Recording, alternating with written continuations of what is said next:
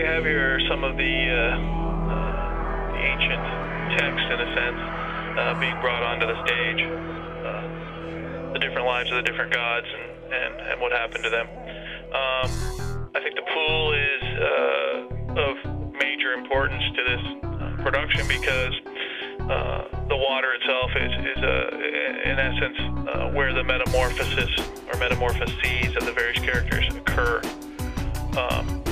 And so we have this large pool, as it were, that gets used in multiple ways. We have kind of a hidden entrance that characters come to the stage from, and there's also ramps on either side. So there's various levels actually within the water with which the actors can play upon too.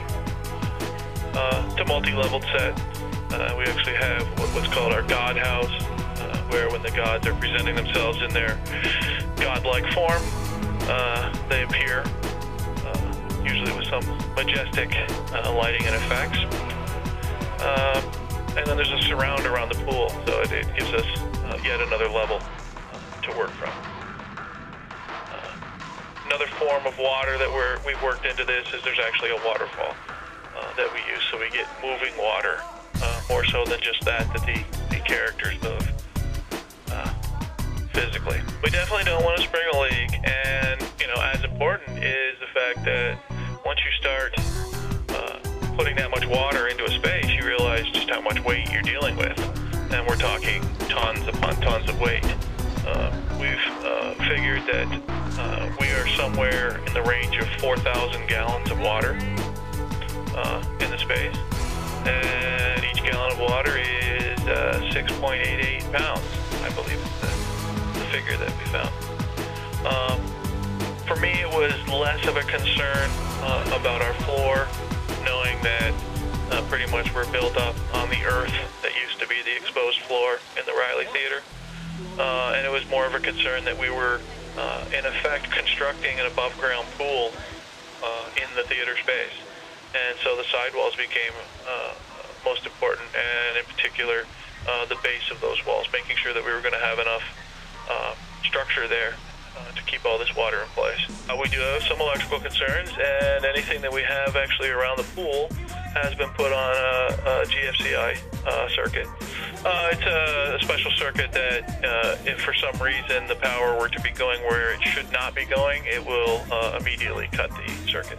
I mean, we have to make sure that we maintain an appropriate level of chlorine and an appropriate level, an appropriate pH, because our actors are in it daily. It's been even more so of a challenge during the rehearsal process because it's an elongated period. I mean, we have a show that runs about an hour and a half, but in rehearsal, they're in the pool 4 or 5 hours at a go. So actually our biggest challenge, the chemicals themselves really haven't been a problem, and we've been able to deal with that much like you deal with any kind of home pool in terms of maintaining it, keeping the chemicals in there. We filter it daily and end up cleaning our filters out all the time. That's not the problem. The real problem is keeping it warm.